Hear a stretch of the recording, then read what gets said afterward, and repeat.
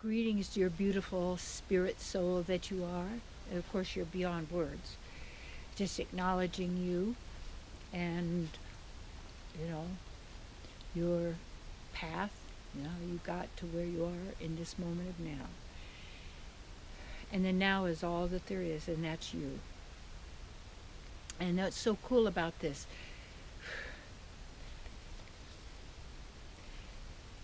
it's like the topic is really to purity of intention equals purity of results. Purity of intention equals purity of results, okay? You know that saying, thou shalt not commit adultery. Well, let's look at what an adultery would be.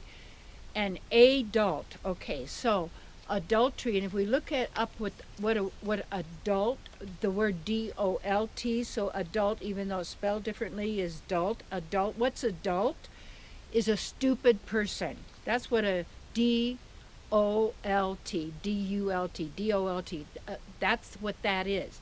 So when you become an adult, you become a stupid person. You're acknowledging you're a stupid person because you're an adult.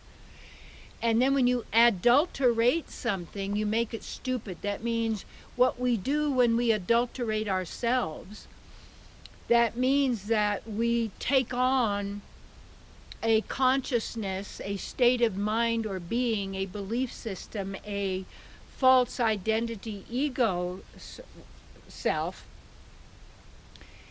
as if we need that.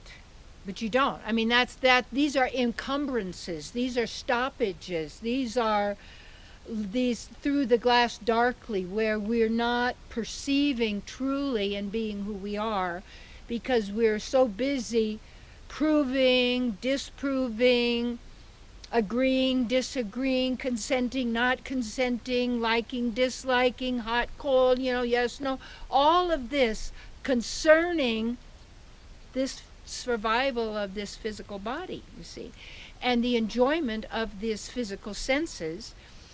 And one of the things I think I shared, that I have the that remains of my daughter's physical body in a sacred place. I have that, which is very beautiful and peaceful, and it's right there though, and to remind me always, well, of course, of my love for her, but that everything we just do for the five senses and for the body and for the mind, for that which is the false, it winds up there.